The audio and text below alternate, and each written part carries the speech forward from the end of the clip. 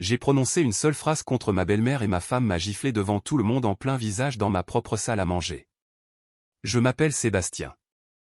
Je suis artisan maçon à mon compte. Je suis marié à Céline depuis 7 ans. Nous étions assis autour de la table. Moi, Céline, ses parents, ses 2 frères et sa sœur. Ils vivaient dans ma maison depuis 5 ans, sans payer un centime de loyer. La mère de Céline parlait comme elle le faisait toujours de la façon dont je devais travailler plus dur, gagner plus d'argent, mieux subvenir à leurs besoins. Je l'avais entendu 1000 fois. Habituellement, je restais silencieux. Cette fois, non. Peut-être que si je n'entretenais pas 6 personnes supplémentaires, nous aurions plus d'argent. La table est devenue silencieuse. Le visage de Céline est devenu rouge. « Qu'est-ce que tu viens de dire ?» a-t-elle demandé. La gifle est arrivée rapidement, assez forte pour que sa sœur sursaute. « Ne t'avise plus jamais de manquer de respect à ma mère. » J'ai touché mon visage. Tout le monde me regardait. Son père s'est levé. « Tu dois t'excuser tout de suite. » J'ai regardé autour de la table ces gens qui vivaient dans ma maison, mangeaient ma nourriture, utilisaient mon eau et mon électricité. Pas un seul d'entre eux ne travaillait. Pas un seul d'entre eux ne contribuait à quoi que ce soit. Non. Céline s'est levée. Pardon. J'ai reculé ma chaise, je me suis levé lentement. J'en ai fini. Je suis monté à l'étage, j'ai attrapé un sac de sport, j'y ai jeté des vêtements, des affaires de toilette, mon ordinateur portable, et je suis redescendu. Tout le monde était encore à table. J'ai regardé Céline. Je reviendrai demain. Puis j'ai franchi la porte d'entrée et j'ai passé un coup de fil qui a tout changé. J'ai rencontré Céline il y a 8 ans lors d'une fête de village dans le Beaujolais. Elle était douce, attentionnée, proche de sa famille. Ce dernier point aurait dû être un avertissement. Nous nous sommes mariés 1 an plus tard. Une petite cérémonie à la mairie avec toute sa famille présente. 2 ans après le mariage, son père a perdu son emploi. Son entreprise de bâtiment a fait faillite. Est-ce qu'ils peuvent rester avec nous, juste jusqu'à ce qu'ils trouvent quelque chose de nouveau? J'ai dit oui. Je pensais que ce serait pour quelques mois. C'était il y a 5 ans. Ses parents se sont installés dans la chambre d'amis. Son plus jeune frère a pris le sous-sol aménagé. Sa sœur et son autre frère se sont installés dans le bureau que nous avions transformé en 2e chambre. 5 personnes dans ma maison de 3 chambres. La maison que j'avais achetée avant notre mariage à la périphérie de Lyon.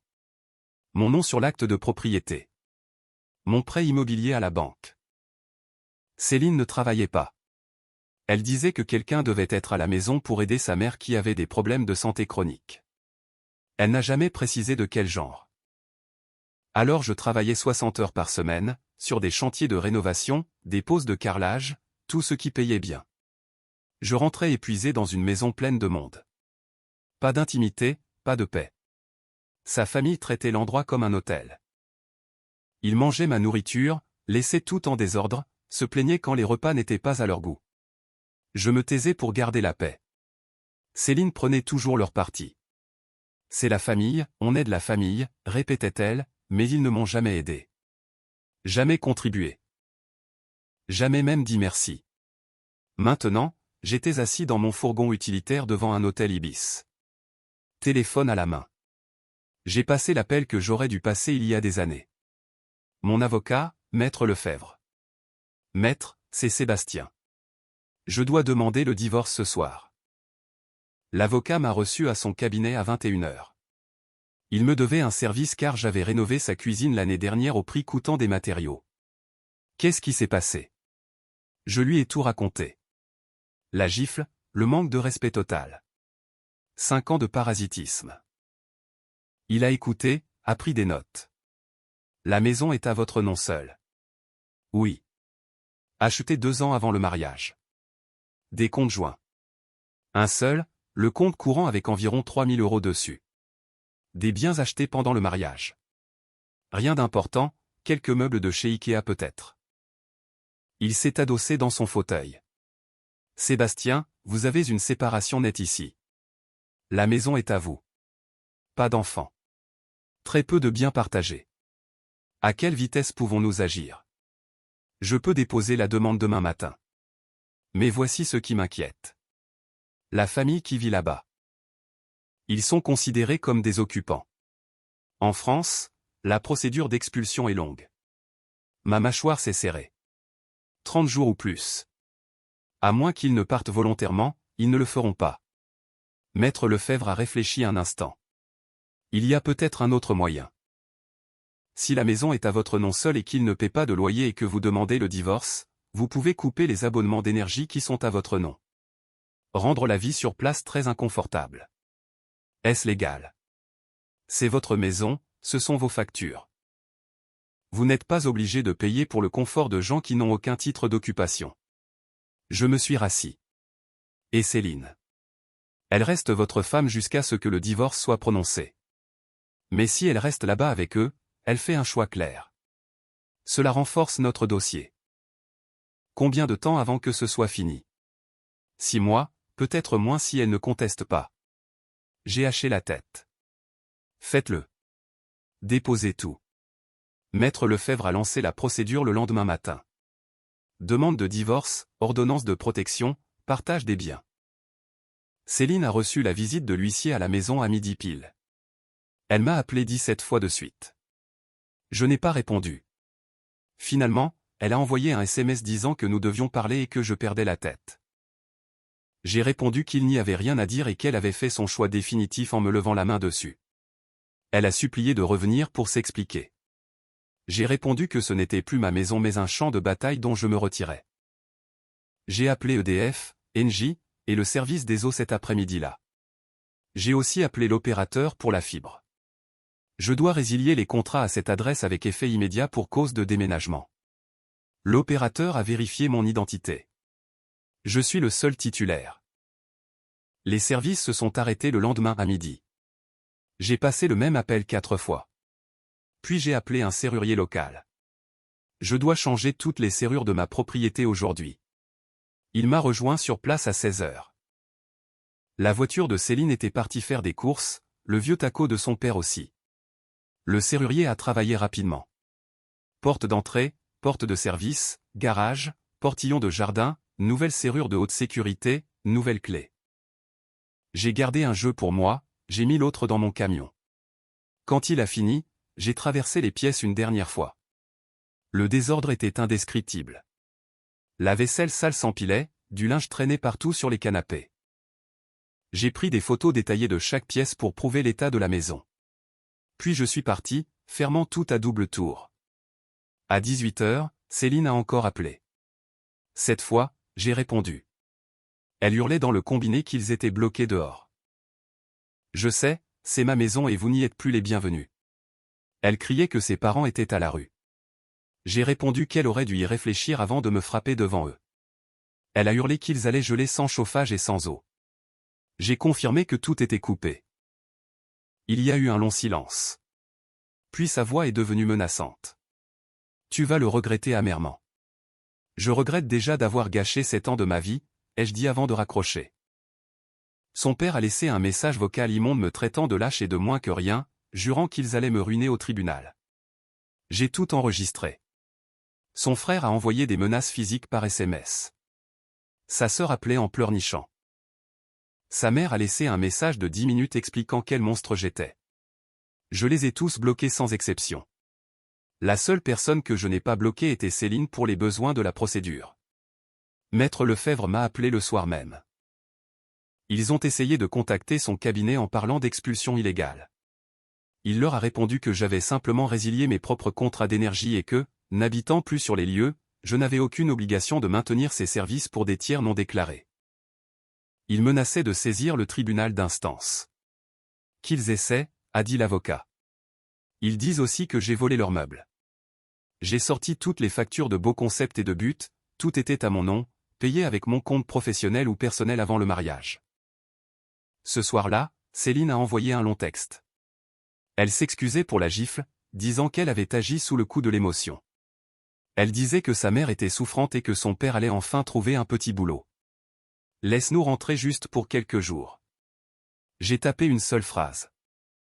Tu as choisi ton camp, maintenant assume les conséquences avec eux. Le lendemain matin, je suis passé discrètement devant la maison. 3 voitures étaient garées en épi dans l'allée, ils avaient passé la nuit dedans. J'ai continué ma route vers mon chantier. 2 jours plus tard, Céline a débarqué sur mon lieu de travail à Villeurbanne. Je finissais un coffrage quand sa Peugeot est arrivée en trombe. Elle est sortie, les traits tirés, en larmes. « Sébastien, s'il te plaît, on doit discuter. » J'ai posé mes outils. Je suis sur mon temps de travail là.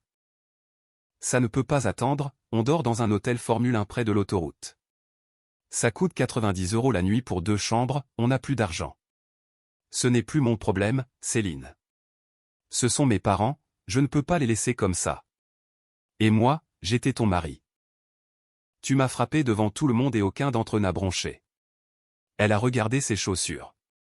Je regrette, vraiment. Le regret ne paie pas mes factures ni mon respect. Signe les papiers du divorce et partez tous. On n'a nulle part où aller. Vous avez eu 5 ans pour mettre de l'argent de côté au lieu de vivre sur mon dos. Sa voix tremblait. C'était juste une erreur, une seule fois. Non, c'était un mode de vie pendant 5 ans. Tu les as fait passer avant moi systématiquement. Ce n'est pas juste, a-t-elle crié. Ce qui n'est pas juste, c'est de trimer comme un damné pour des gens qui me méprisent. Elle a essuyé ses yeux. Si je signe, tu nous laisses revenir un mois le temps de trouver un appartement social. Je l'ai regardé droit dans les yeux. 5 ans de vie de parasite. La réponse est non. La maison reste verrouillée. C'est ma décision finale. Je suis retourné vers mes gars sans un regard en arrière. La famille a tout tenté les jours suivants. Son père est venu m'insulter sur un chantier, j'ai dû appeler la police pour le faire évacuer. Son frère a posté un tissu de mensonges sur les groupes Facebook de la région, disant que j'étais un homme violent qui jetait une femme malade à la rue. C'est devenu viral dans le quartier. J'ai reçu des messages d'insultes d'inconnus. Mais mes vrais amis et mes employés ont réagi. Ils ont raconté la vérité sur les années où j'ai porté cette famille à bout de bras. Le vent a tourné. Un de mes fournisseurs a écrit que Sébastien est l'homme le plus intègre du métier et que cette famille de fainéants devrait avoir honte. Les commentaires ont commencé à demander pourquoi les 2 frères et le père ne travaillaient pas. Céline a fini par fermer tous ses comptes. Sa sœur a dû prendre un poste de caissière en urgence, son frère est retourné squatter chez une ex, et ses parents ont fini par obtenir un studio d'urgence par l'intermédiaire d'une association. Céline a fini par signer les papiers du divorce dans le bureau de Maître Lefebvre. Elle ne pouvait même pas soutenir mon regard. « Tu as détruit ma famille », a-t-elle murmuré. « Non, ta famille s'est détruite toute seule par sa propre cupidité. » Le divorce a été prononcé 6 mois plus tard. La maison est restée ma propriété exclusive. Aucune prestation compensatoire n'a été accordée vu le contexte. J'ai fait vider le reste de leurs affaires par une société spécialisée, j'ai tout vendu sur le Bon Coin ou donné à Emmaüs. J'ai repeint toute la maison, j'ai changé la décoration. L'espace semblait soudain immense, calme, apaisant. 6 mois après la sentence, j'ai croisé Céline par hasard au Grand Frais. Elle était seule, elle avait beaucoup maigri et semblait épuisée. Elle s'est arrêtée net en me voyant. J'ai fait un simple signe de tête. « Sébastien, attends. » Je me suis arrêté. Sa famille ne lui parlait plus. Il l'accusait d'avoir tout gâché, de ne pas avoir su me manipuler assez bien pour garder le confort de la maison. Sa propre mère lui avait dit qu'elle était incapable car elle n'avait pas su me tenir. Je lui ai dit que c'était triste car personne ne mérite d'être traité ainsi par les siens. Elle a admis que j'avais eu raison sur tout. Elle s'est excusée une dernière fois, sincèrement. Elle m'a demandé si j'étais enfin heureux. J'ai pensé à mes soirées tranquilles, à mon budget enfin équilibré et à ma sérénité retrouvée. Oui, je le suis. Elle a esquissé un sourire triste en disant que je le méritais. Je l'ai regardé s'éloigner vers sa voiture. J'avais une pointe de pitié, mais surtout un immense sentiment de délivrance. Je suis rentré chez moi, j'ai décapsulé une bière artisanale sur ma terrasse et j'ai profité du silence. Ma maison, ma tranquillité, ma vie.